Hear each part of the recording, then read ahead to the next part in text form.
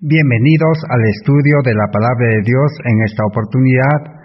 A todos los hermanos y hermanas y amigos en general que nos acompañan día a día para seguir estudiando este gran tema de la justificación por la fe. Estamos en el estudio número 198 de esta serie y por la gracia de Dios y rogando a Dios que pueda concedernos su sabiduría, su dirección para que podamos seguir estudiando y seguir aprendiendo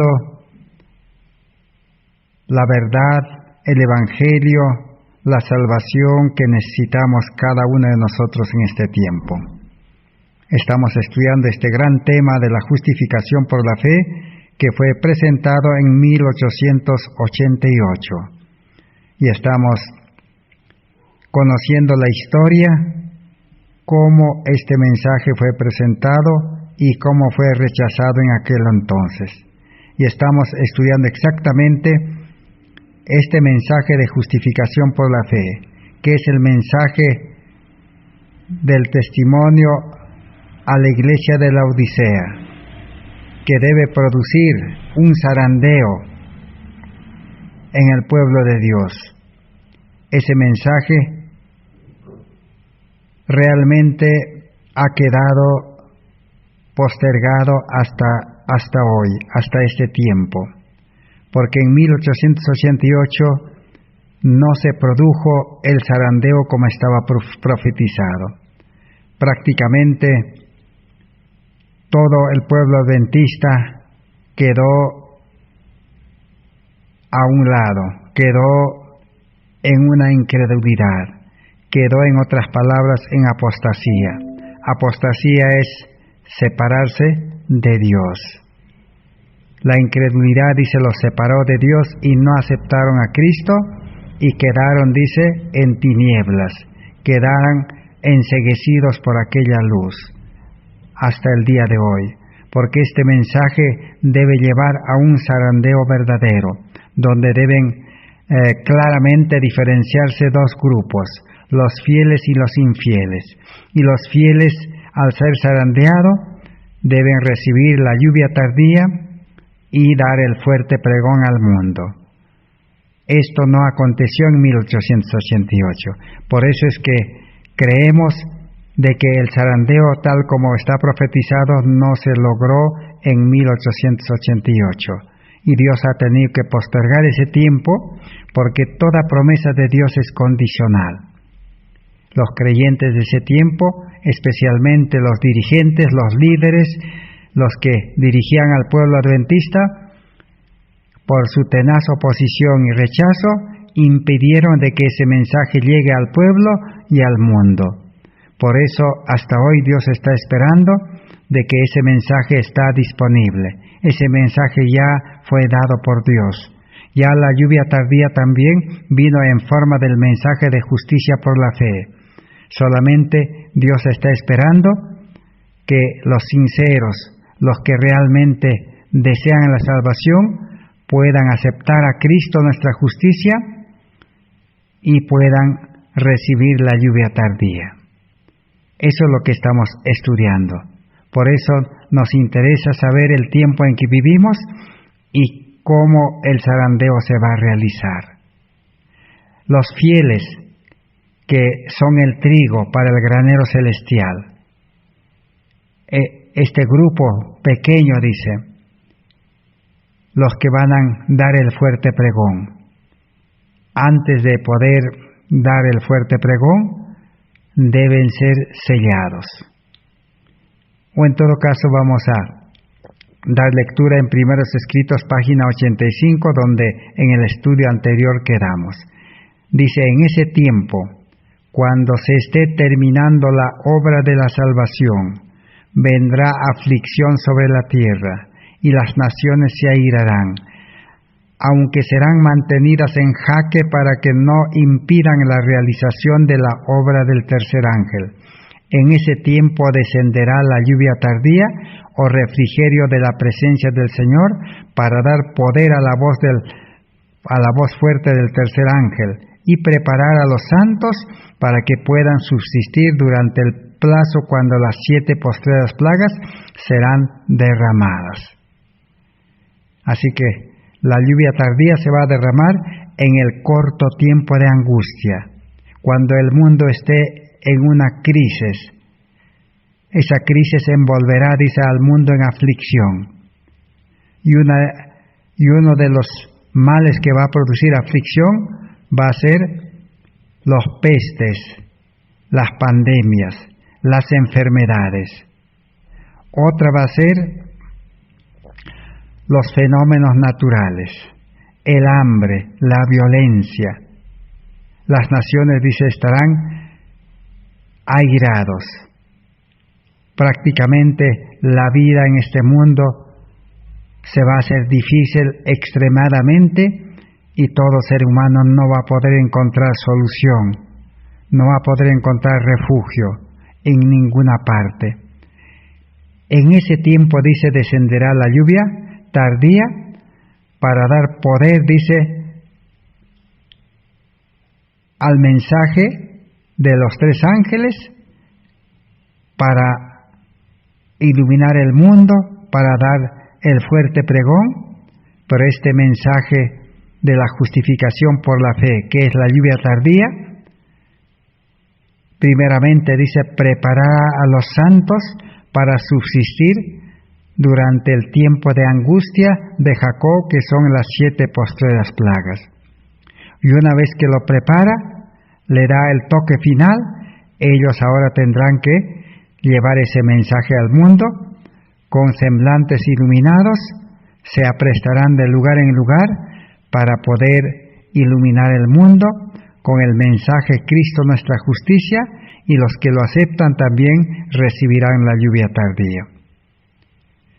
Pero antes de eso, ese pueblo pequeño, ese residuo, ese grupo de los fieles que se mantienen conectados con el santuario celestial, en constante oración e intercesión, deben recibir el sello de Dios. Entonces, ¿qué es el sello de Dios? Comentario Bíblico Adventista, tomo 4, página 1183, nos dice así: tan pronto como el pueblo de Dios sea sellado en sus frentes. No se trata de un sello o marca que se pueda ver, sino un afianzamiento en la verdad, tanto intelectual como espiritualmente, de modo que los sellados sean inconmovibles. Tan pronto como sea sellado y preparado para el zarandeo, éste vendrá, ciertamente ya ha comenzado. Así que en 1888 ya comenzó el tiempo del afianzamiento en la verdad, de recibir la verdad que es Cristo, de recibir la luz de la justificación por la fe. Ese mensaje iba a llevar a los creyentes para que sean inconmovibles, una mente llena del conocimiento de Dios, una mente que pueda mantenerlos firmes durante el corto tiempo de angustia y el tiempo de angustia durante las 7 postreras plagas. Así que Dios va a tener que sellarlos para que estén preparados para el zarandeo, y en el zarandeo los fieles, unidos por el Espíritu Santo y el amor, recibirán la lluvia tardía. Esa es la obra que debe realizarse en este tiempo actual. En el mismo libro Eventos 187 dice: el sello del Dios viviente solo será colocado sobre los que son semejantes a Cristo en carácter. Entonces, una de las condiciones para recibir el sello de Dios necesita tener el carácter de Cristo, reflejar el carácter de Cristo, tener el carácter de Cristo. Y hemos estudiado ya cómo se obtiene el carácter de Cristo. Se obtiene pues al aceptar la luz de la justificación por la fe, al aceptar a Cristo. Cristo por medio del Espíritu Santo engendra una nueva vida y el creyente nace con el carácter de Cristo, con la imagen de Cristo. Solo los que tienen entonces la imagen de Cristo, el carácter de Cristo, recibirán el sello de Dios. No está hablando aquí de que el pecador va a cambiar y va a tener el carácter de Cristo, o el pecador va a mejorar, se va a reformar. No. El hombre pecador tiene que morir al pecado. El hombre pecador debe ser desechado, debe ser subyugado, debe ser crucificado. Entonces, la palabra de Dios no lo va a educar al pecador. No está enseñando que el pecador se va a volver santo o va a tener el carácter de Cristo, no. Sino que Dios crea un nuevo hombre. A eso se llama vivir en la justicia de Cristo, vivir la vida de Cristo. Se recibe por gracia, se recibe como un don, como un regalo. Por eso la salvación es enteramente por fe y gracia. Y vivir la vida de Cristo, la santificación, la justicia impartida, también es todo por gracia. El ser humano natural, carnal, para el ser humano natural, carnal, no hay lugar para que pueda volverse obediente o pueda hacer obras, ni aun con la ayuda de Dios, porque Dios no puede ayudar a la naturaleza pecaminosa, al hombre egoísta, a hacer buenas obras. Como hemos mencionado muchas veces, Jesús dijo, yo no puedo, dice, depositar la verdad, la luz, la justicia en odres viejos. El odre viejo que representaba a los judíos, a los fariseos, y que nosotros también representamos con nuestra naturaleza pecaminosa, debemos ser desechados. Necesita un odre nuevo. Y solamente puede crear, puede producir o puede fabricar, si el término corresponde, solamente Cristo, porque Cristo es el fabricante, Cristo es el creador, Cristo es el que hace esa obra nueva, todas las cosas nuevas, dice.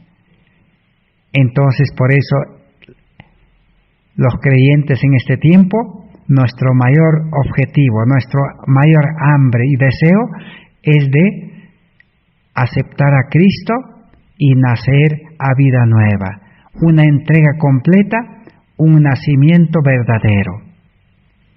Esa es la obra de la salvación.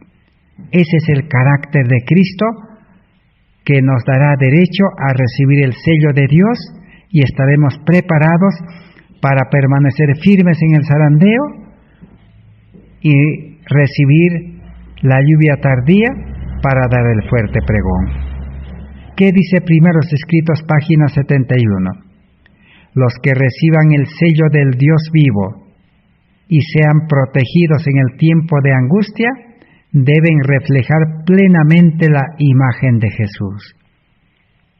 Entonces, es el carácter perfecto, es reflejar la imagen de Jesús.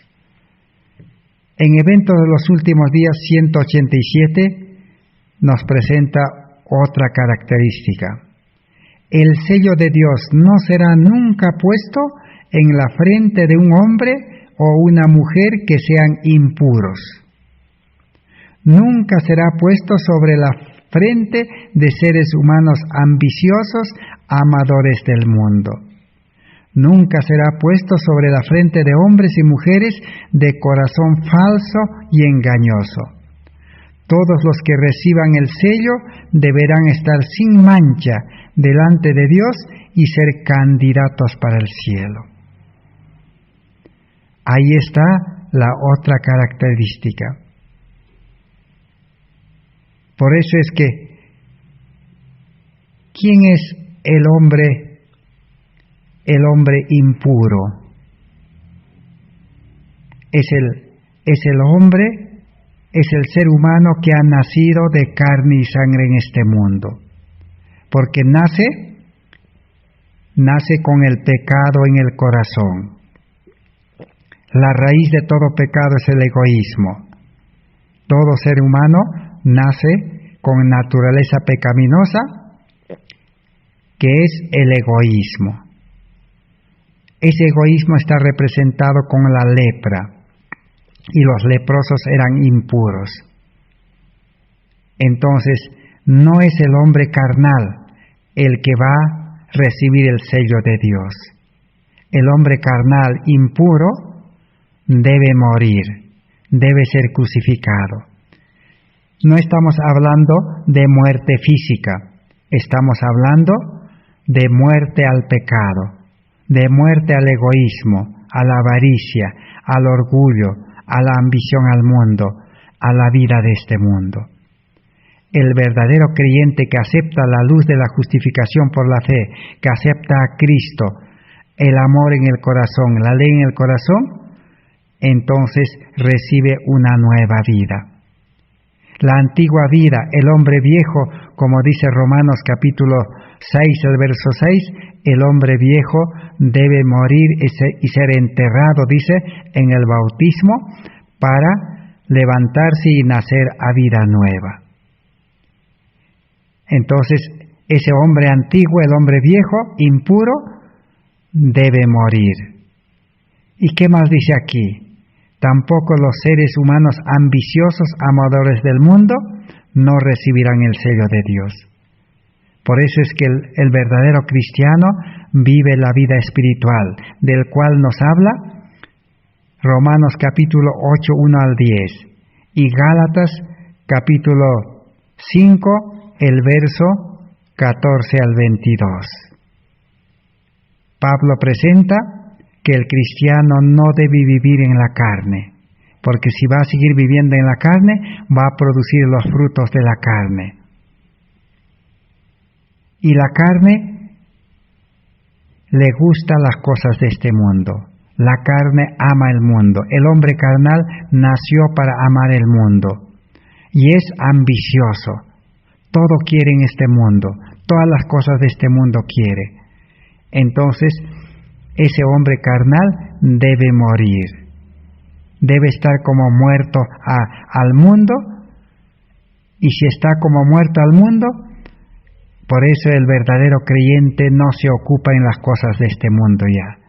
No porque tiene que cumplir un mandato, una norma, sino que realmente está muerto. Al muerto no necesita ordenarle que no trabaje, que no viva, que no sea ambicioso, que no sea impuro. Al muerto no necesita ordenarle. Y el muerto no necesita cumplir un escrito, una ley. El muerto está muerto a todas las cosas del mundo. A esa condición el cristiano necesita llegar. Por eso necesitamos renunciar al yo. El yo debe morir. Por eso la mayor lucha, la batalla de la fe, la mayor lucha que necesitamos hacer es contra nosotros mismos, contra nuestro yo. Ya no vivir en la vida carnal. ¿Qué más? Nunca será puesto sobre la frente de hombres y mujeres de corazón falso y engañoso. El hombre nacido en este mundo tiene ese corazón egoísta, falso y engañoso. Por eso el profeta Jeremías dice: el corazón del hombre es engañoso y perverso, ¿quién lo conocerá? Por eso nosotros humanamente no podemos decir: yo soy santo, yo soy salvo. Nos engañaríamos. Solo necesitamos vivir por fe, confiando en Dios. Así que todos los que reciban el sello de Dios deberán estar sin mancha delante de Dios y ser candidatos para el cielo. Cristo vivió una vida sin mancha, sin pecado. Esa vida necesitamos. Cristo nos quiere dar esa vida. Pero esa vida comienza pues con aceptar a Cristo, renunciar al mundo, al yo, y nacer engendrado por el Espíritu Santo. Así como Cristo nació en carne humana, engendrado por el Espíritu Santo, y nació, dice, un santo varón. Lo pueden ustedes comprobar en Lucas capítulo 1. Si no me equivoco, está en el verso 46 al 48. Así nosotros hoy podemos tomar decisiones al comprender este mensaje de la justificación por la fe, de la salvación por gracia. Podemos tomar esa decisión y podemos nacer engendrado por el Espíritu Santo. Es la misma verdad que Jesús le dijo a Nicodemo. No nos cansaremos de repetir. A Nicodemo le dijo: lo que es nacido de carne, carne es. El hombre carnal no puede perfeccionarse, ni Dios lo puede perfeccionar, ni Dios lo puede enseñarle a ser obediente. No, debe morir. Y Cristo es creador. Por eso los tres mensajes angélicos dicen: adorad a aquel Dios creador. Necesitamos aceptar a un Dios creador, a un Dios fabricante, a un Dios que con su palabra de la nada puede hacer un hombre nuevo. El ser humano carnal no tiene nada de bueno, así como al principio no había nada bueno en este mundo, pero creó un hombre perfecto, Adán y Eva. Así nos quiere crear de nuevo dentro de nosotros.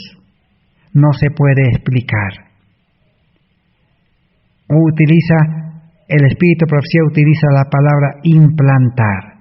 Cristo quiere implantar su vida en nosotros. Quizás sería injertar. Cristo nos quiere injertar a su vida, para vivir su vida. Así como los injertadores encontramos allí en Romanos capítulo 11, el verso 16 al 22. El ser humano pecador, dice, es rama silvestre, olivo silvestre, que tiene carácter amargo, un carácter falso, engañoso, egoísta. Pero si se injerta, dice, a la raíz santa, al tronco santo, que es Cristo, que es la ley, el tronco, entonces la rama también será santo, dice. Ese es el plan de la salvación. Ahora sí, podemos recibir el sello de Dios. ¿Qué más dice en este libro, Hijos y Hijas de Dios, página 53? El amor se expresa en la obediencia, y el amor perfecto echa fuera el temor, lo cual hemos leído en 1 Juan 5, 18. Los que aman a Dios tienen el sello de Dios en sus frentes y obran las obras de Dios. Más claro que estas expresiones no pueden haber. Está basado en el amor. Dice, el que tiene el amor de Dios ha nacido, dice, a una vida nueva. San Juan capítulo 5, el verso 10 al 18, allí está. El que tiene el amor de Dios, dice, ha nacido a una nueva vida. Y el que tiene el amor, dice, echa fuera el temor. No tiene temor a la muerte, ni a la persecución, ni al castigo. No tiene miedo ni al hambre, ni a la pestilencia, ni a los poderes de este mundo. Eso es lo que quiere decir. Y ahora, basado en este texto bíblico, el Espíritu de Profecía ahora nos aclara, nos amplía. Es como el microscopio moderno electrónico que nos amplía para comprender como para un niño. Dice, el amor se expresa en la obediencia. O sea, si el creyente tiene amor en el corazón, en su mente, va a ser obediente. No es enseñarle obediencia al hombre viejo, al hombre carnal. Ese es la falsa justificación por la fe, el engaño, el evangelio pervertido. No. Primero, el verdadero creyente tiene que tener amor, tiene que ser hombre espiritual con el amor de Dios en el corazón, con un corazón de amor. Y el amor es Cristo, es la vida de Cristo en nosotros. Teniendo el amor, que es la ley de amor escrito en el corazón. Ahora sí, ese creyente, ese cristiano verdadero, ese hombre espiritual, es obediente, va a obedecer perfectamente los mandamientos de Dios, la Biblia, todo el Espíritu profecía y todo lo que Dios requiera del verdadero creyente. La base es el amor. Por eso hoy en día los matrimonios no funcionan, porque los matrimonios se casaron con el amor humano egoísta y el amor humano se acaba. Pero el amor divino no se acaba, como dice 1 Corintios capítulo 13, el capítulo del amor. El amor dice, permanece, el amor todo lo sufre, todo lo soporta, el amor no se acaba. Ese amor necesita el cristiano. Ese amor se recibe pues en la justificación por la fe. Con ese amor se nace a la vida nueva. Ese amor es la ley de Dios escrita en el corazón por el Espíritu Santo. Ahora sí, el que tiene el amor de Dios en el corazón va a recibir el sello de Dios en su frente. Y no va a tener miedo a nada. Está preparado para enfrentar la crisis, la angustia, la persecución, la imposición de las leyes de los poderes de este mundo, de los tres poderes que se van a unir. Ahora el que tiene el amor de Dios realizará, dice, las obras de Dios. No las obras del hombre, sino las obras de Dios. El hombre natural, como dijimos, tiene que estar como muerto, tiene que estar inactivo. Solo Dios lo utilizará al hombre natural como un instrumento, como un medio. Pero delante del mundo parece que el hombre natural hace las obras de Dios y es perfecto, es santo y tiene amor. Pero no, solo Dios conoce esto. Esa es la justificación por la fe que Dios reveló, envió en 1888 y no entendieron los adventistas. El adventismo se apegó a la ley. Dijeron, no, nosotros tenemos que ser salvos por fe y gracia, pero tenemos que obedecer la ley. Tenemos que aprender a obedecer la ley. Tenemos que, con la ayuda de Dios, llegar a hacer las obras de la ley, a cumplir en obras de misericordia. Allí es donde se perdieron. Y como hemos estudiado y vamos a seguir estudiando, los líderes, los dirigentes como Jorge Butler, Urias Smith, Morrison y otros se aferraron a la ley. Que el ser humano, guardando el sábado, cumpliendo la ley, va a llegar a ser perfecto. ¿Cuándo? Ellos decían en la lluvia tardía. Que el ser humano es imperfecto, va a seguir pecando, va a seguir viviendo imperfectamente. No. La santificación no se obtiene por educación o psicología humana, sino se obtiene recibiendo por gracia. Así como el arrepentimiento es por gracia y por fe. Perdón es por gracia y por fe, justificación por gracia y fe, santificación por gracia y fe, todo es por gracia y por fe. Y hacer las obras de Dios y ser obediente es por gracia también.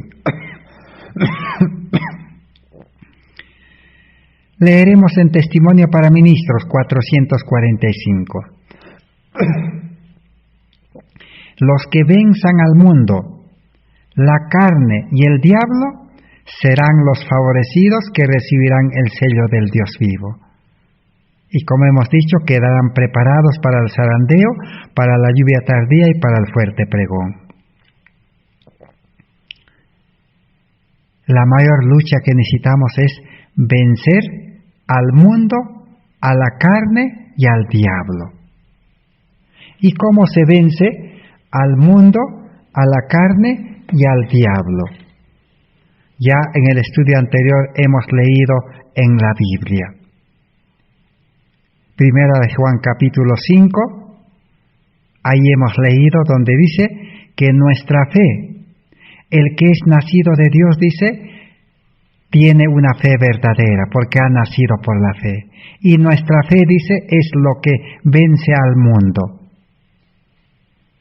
Entonces, por la fe somos liberados del mundo. Victoria sobre el mundo. Todo lo que el mundo ofrece. Cuando la Biblia dice mundo, se refiere pues a la vida de este mundo, a la educación del mundo, a la alimentación del mundo, a la economía del mundo, a los trabajos del mundo, a las profesiones del mundo, a la vida de la ciudad del mundo, a la tecnología del mundo. Allí entra el Internet, todo eso. Todo lo que el mundo ofrece y Satanás ha inventado, ha creado, ha dispuesto en el mundo para tentar a los hijos de Dios, todo eso se vence por fe. Por fe y gracia. Ahora, en lo segundo, vencer a la carne. Cuando dice vencer a la carne, ¿a qué se refiere? Vencer al yo. Vencer a la vida carnal. Vencer a la mente humana y carnal, sabiduría humana. Santiago dice, la sabiduría humana es del mundo, es de abajo, diabólica, que lleva a la ira, que lleva a la contención, que lleva a los pleitos, que lleva a la desgracia. Esa sabiduría que es locura.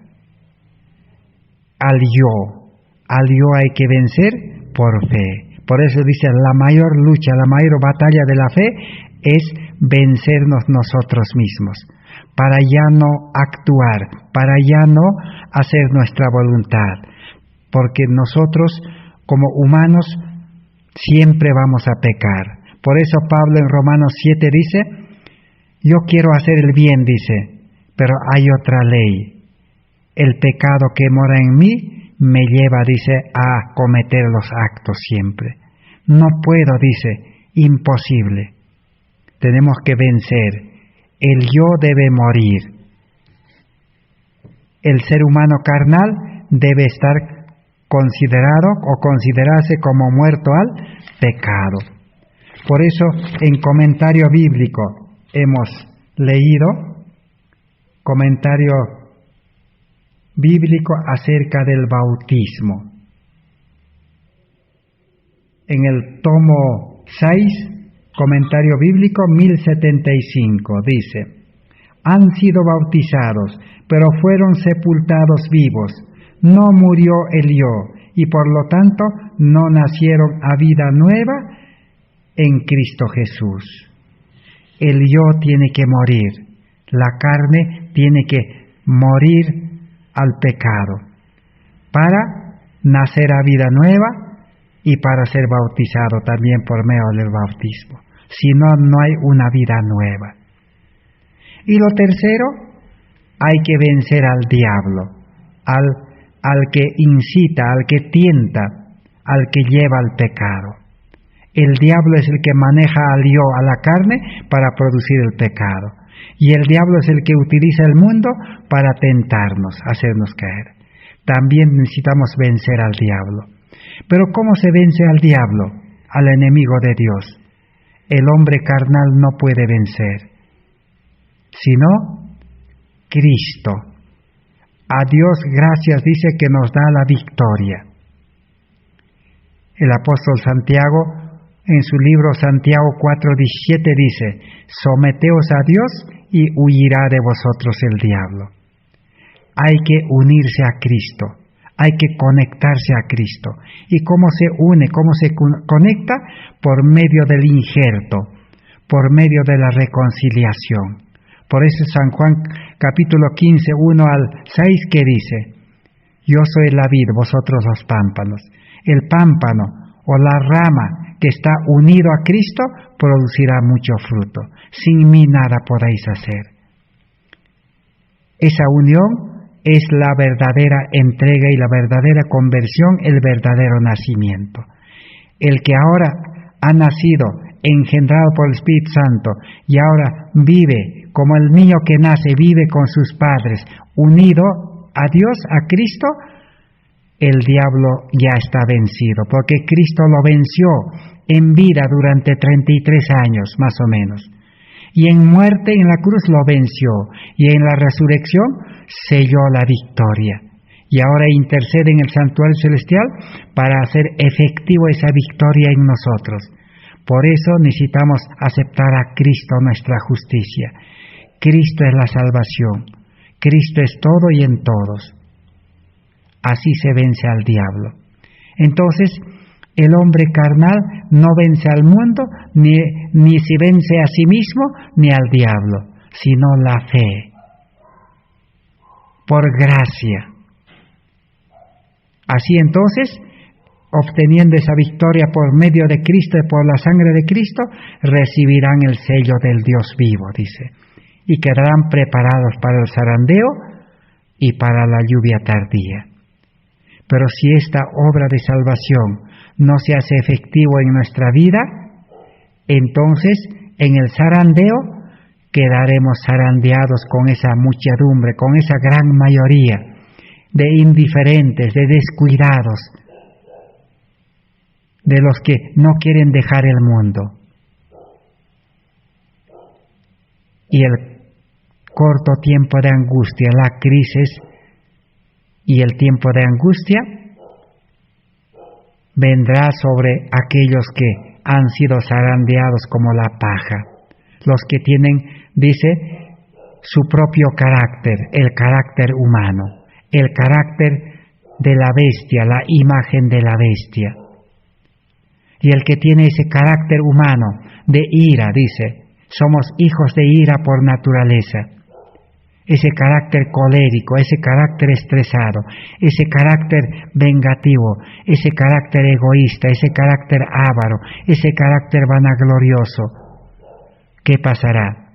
Recibirán, dice, la marca de la bestia, porque tienen la imagen de la bestia. Para los que tienen la imagen de Cristo, el carácter de Cristo implantado en su vida, recibirán el sello de Dios. Allí está la garantía completa de la salvación que Cristo ha provisto en el plan de salvación, en el nuevo pacto. Ahora veamos el tiempo de aceptar la marca de la bestia, cuando se invalide la ley de Dios, ¿cómo será? Eventos de los últimos días 149.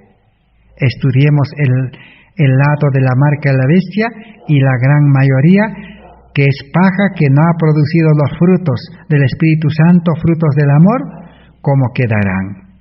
Dice, cuando se invalide la ley de Dios, la iglesia será zarandeada por pruebas terribles.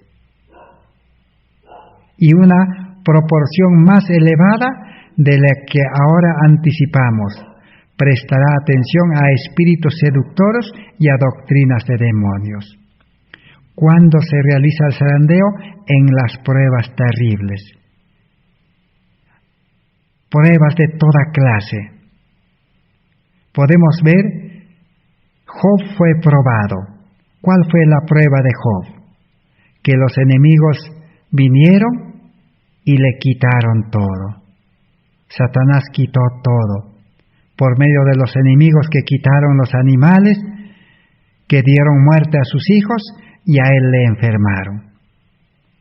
Esa es la prueba. Esa prueba estamos ingresando en la crisis. Job fue enfermado. Ahora las pandemias han llegado y van a seguir llegando. Esa será la prueba que nos va a zarandear. Los indiferentes, los infieles, se lamentarán. Pasarán días tristes y a la final las enfermedades le quitarán la vida. No habrá solución en este mundo. No habrá medicina, ni el dinero, ni la influencia, nada podrá salvarlo. Pero los creyentes verdaderos que han nacido a vida nueva por la justicia de Cristo estarán feliz, tranquilo, aunque enfermos, pero estarán feliz, tranquilo, en paz como Job, dispuestos a descansar si es que Dios lo permite. Y si es para gloria de Dios, serán sanados también para dar el fuerte pregón. Así como Lázaro resucitó para poder encabezar la entrada triunfal de Cristo a Jerusalén. Así muchos serán sanados para dar el fuerte pregón. Y no solamente las pruebas serán esas, también la persecución, los fieles tendrán que perder todo. Y así podemos enumerar. Las pruebas serán, dice, los espíritus seductores y doctrinas de demonios. Para muchos la prueba será la doctrina de la justificación por la fe falso, adaptado a la educación del mundo, adaptado a la filosofía, adaptado a la psicología, que somos salvos por fe, pero tenemos que obedecer, cumplir. Esa es la otra doctrina. Bueno, sigamos adelante. Página 148 de Eventos de los Últimos Días. No está lejos el tiempo cuando cada alma será probada. ¿Cuándo será la prueba? En el corto tiempo de angustia, en la crisis. Se nos presionará para aceptar la marca de la bestia, y aquellos que paso a paso hayan cedido a las demandas mundanales y se hayan conformado a las costumbres del mundo, no les resultará difícil ceder a las autoridades imperantes antes que someterse a la burla, los insultos, amenazas, la cárcel y la muerte. Así que ese es el zarandeo.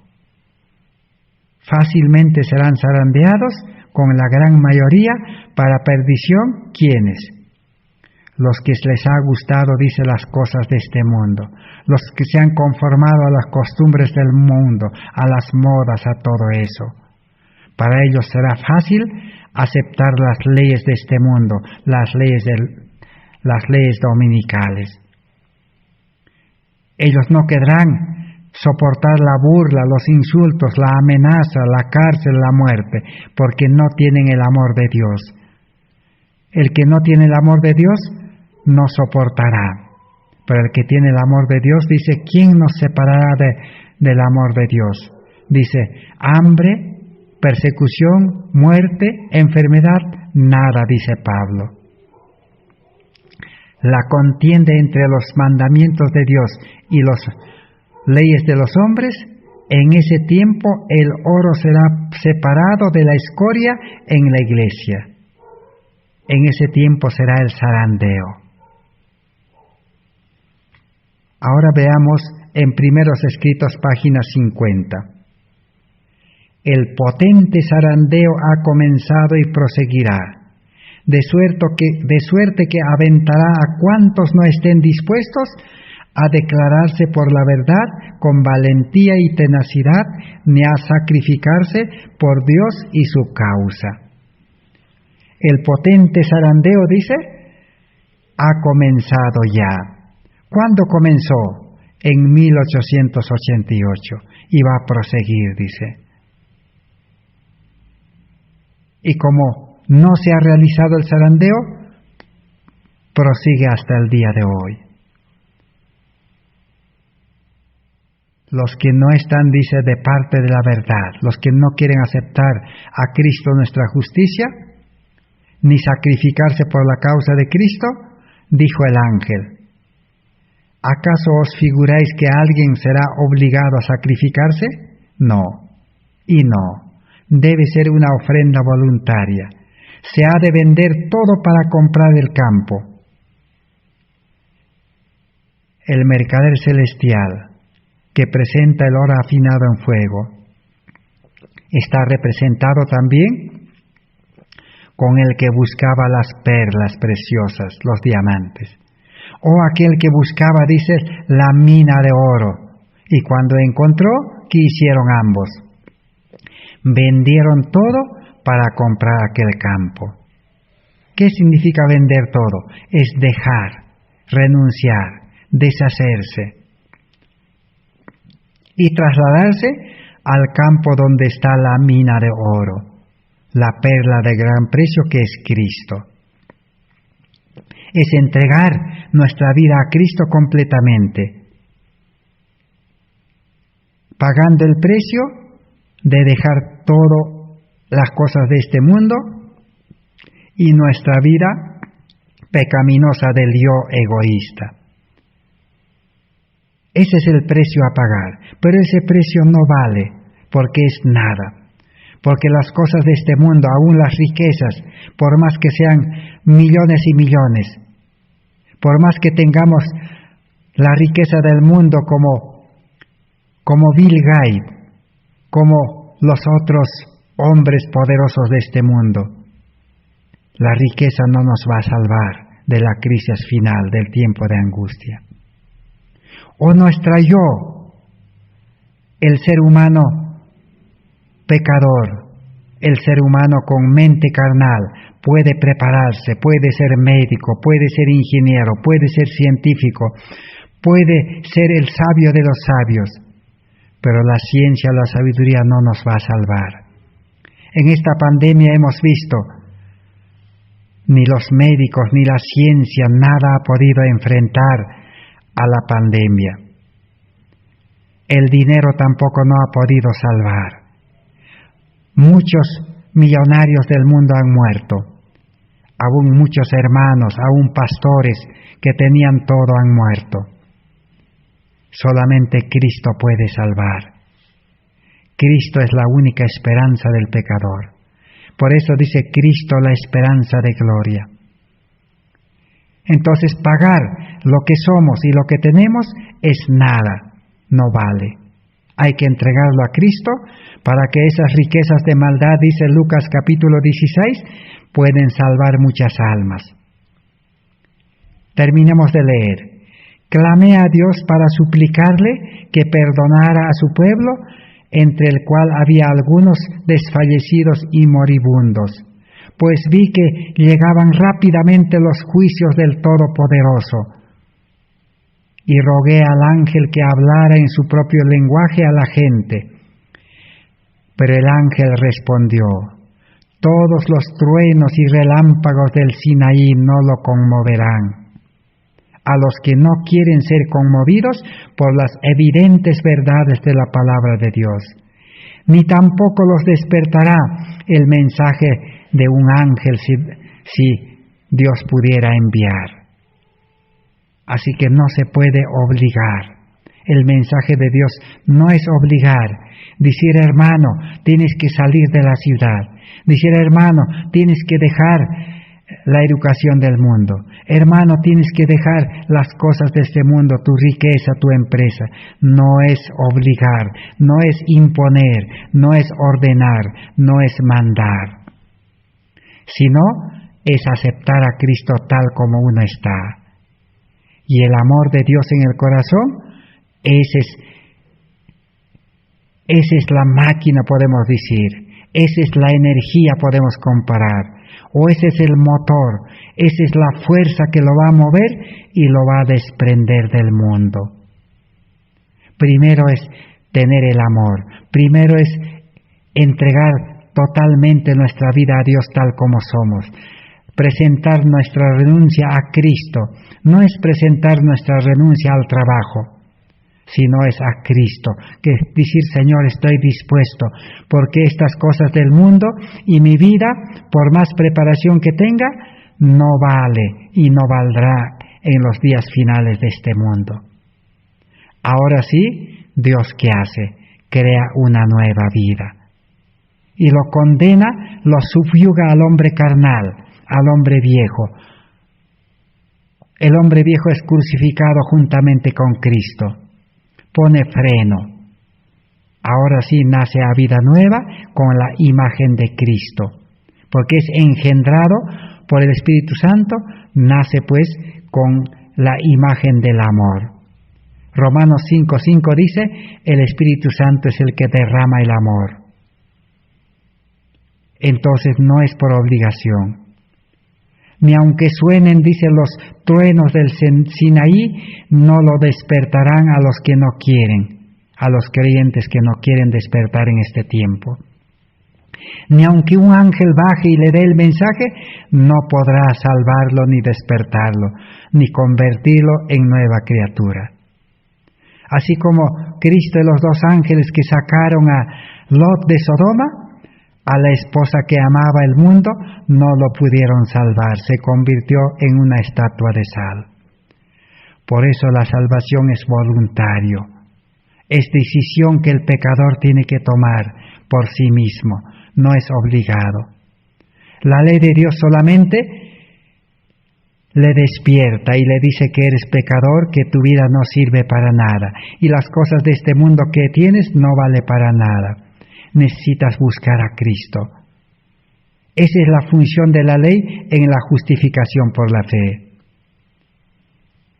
Y el poder de Cristo, la gracia de Cristo y la fe, le liberan de ese hombre carnal, pecador, y le dan nueva vida. Testimonio para ministros, 163. Oh, dice, ¿qué día está al alcance de nosotros? ¿Qué zarandeo habrá entre aquellos que pretenden ser hijos de Dios?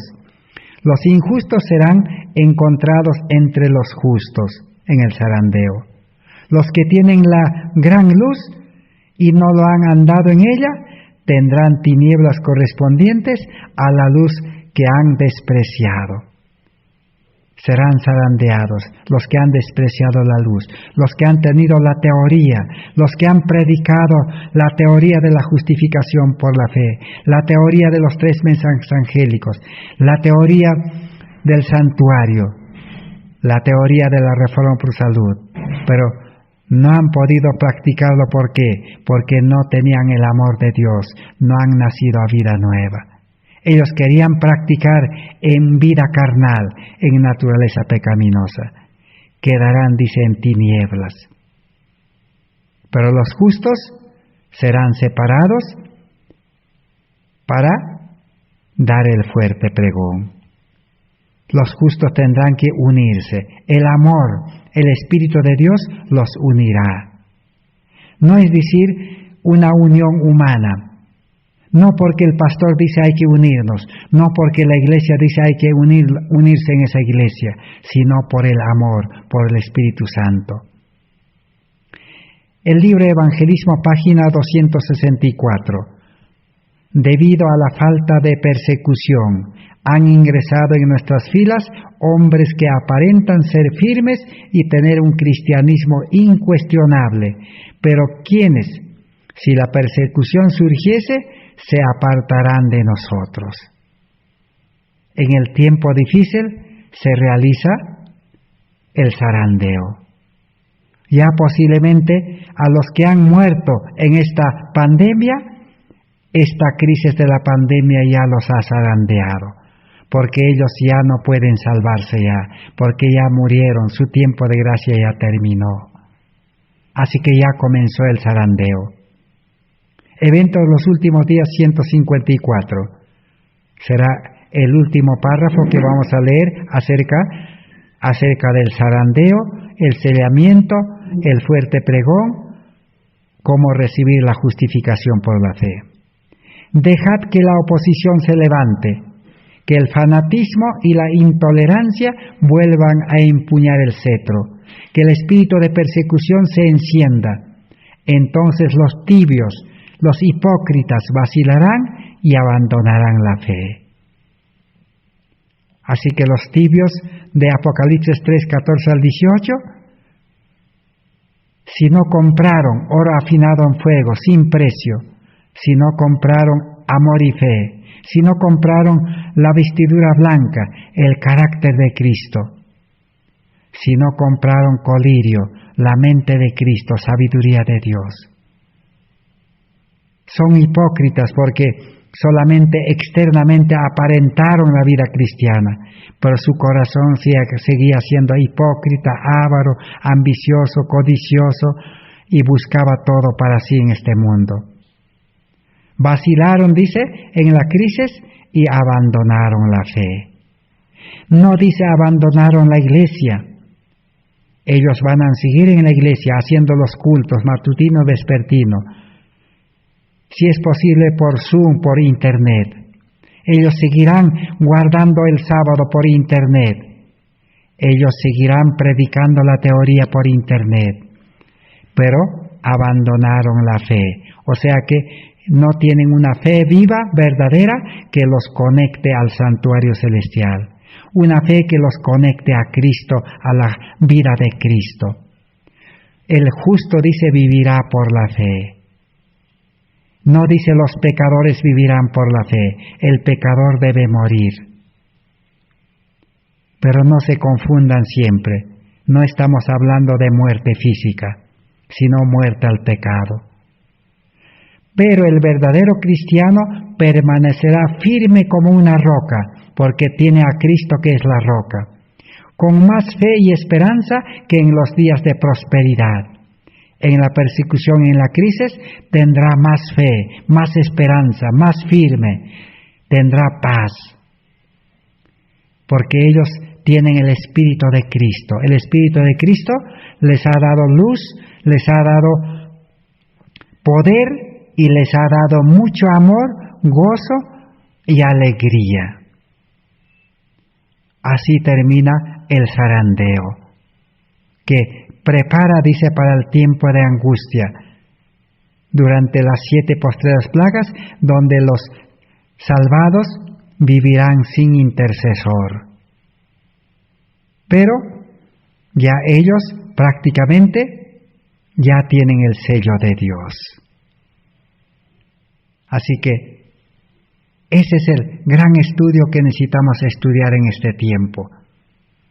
Dios siempre advirtió a su pueblo, a sus hijos. Y el pueblo de Dios, como dice Apocalipsis 18, el verso 3 y 4, dice que el pueblo de Dios está en Babilonia. Terminaremos aclarando esta situación. Esperamos que no se confundan, porque el que os habla también pasó décadas confundiéndose con los términos que la Biblia utiliza. La Biblia utiliza los términos pueblo de Dios e iglesia de Dios. Pero aquí hay un problema. Hay que leer bien el contexto. Hay que leer el escrito bien en la Biblia, de qué está hablando, de qué pueblo y de qué iglesia está hablando. La Biblia habla de 2 clases de pueblos y de 2 clases de iglesias. Primero hablemos de iglesia. La Biblia habla de iglesia militante. Y la iglesia militante o organizada está compuesta por 2 clases de creyentes, fieles e infieles, que tienen que ir hasta el zarandeo. En la iglesia militante, Cristo lleva, dice, a los salvados a la iglesia, al cuerpo de Cristo, para que puedan predicar el Evangelio. La iglesia está organizada solamente para predicar el Evangelio. La iglesia no salva. Cristo a los salvos lo lleva a la iglesia, el Espíritu Santo. Pero Satanás también trae, dice, a la iglesia. Satanás es misionero. ¿Para qué trae a la iglesia, a los infieles? Para poder confundir. Por eso Cristo siembra la buena simiente, Satanás sembró la cizaña. Entonces, si habla de esa vida, cristiana está hablando de la iglesia militante. Pero en otros lugares habla de la iglesia triunfante. ¿Y quiénes conforman la iglesia triunfante? Solamente los fieles. Hechos de los Apóstoles, página 10 y 12, que dice: la iglesia de Dios siempre estaba compuesta solamente por fieles en todos los tiempos. ¿Y cuándo se conforma la iglesia de Dios? En el zarandeo. Ese pequeño grupo, los pocos fieles, conformarán la iglesia de Dios. Y esa iglesia será perfecta cuando del mundo los fieles salgan y se unan a esa iglesia triunfante. El pueblo de Dios, hoy en día el pueblo de Dios organizado, es un pueblo profeso. Es un pueblo donde también están dos clases de creyentes. Pero la Biblia habla de otro pueblo santo, que está en 2 de Pedro 2:9. Allí dice, el pueblo santo, un pueblo de sacerdotes consagrado. Pero ese pueblo se conformará en el zarandeo. Por eso en el zarandeo se dará después el fuerte pregón, y Apocalipsis 18, 3, 4, que dice, la mayor parte del pueblo de Dios está en Babilonia, dice. ¿Cómo puede estar el pueblo de Dios en Babilonia? Es que son el pueblo santo, los justos, los verdaderos creyentes. Están en el mundo, los sinceros, los 7,000 que no han doblado sus rodillas a Baal, como le dijo Dios a Elías. Y están en el pueblo católico, en el catolicismo. Ahí está el pueblo de Dios. Está en los evangélicos, los protestantes. Ahí hay sinceros. Está el pueblo de Dios. En la lluvia tardía, en el fuerte pregón, romperán, dice los consortes, romperán, dice las cadenas que los atan al mundo, al catolicismo y a los evangélicos y a los protestantes. Y el pueblo de Dios hará un frente unido para dar el fuerte pregón. Así que por eso es interesante, importante, de vida o muerte, estudiar este mensaje de justificación por la fe. ¿Por qué tenemos que estudiar el zarandeo? Porque en el zarandeo solamente serán considerados para el granero celestial los que tienen la justicia de Cristo, la vida de Cristo. Y los que han seguido viviendo en vida carnal, en vida humana, con corazón egoísta, serán zarandeados para perdición. Que Dios bendiga su palabra. Nosotros tenemos que cada día vivir escogiendo a quién servir. Cada día es la conversión, cada día es la decisión, cada día es la entrega completa. Cada día es el nuevo nacimiento y cada día también se muere. Por eso el apóstol Pablo dice, cada día muero al yo, a la carne, y cada día vivo la vida de Cristo. Gracias por vuestra atención. Será hasta el próximo estudio, por la gracia de Dios. Amén.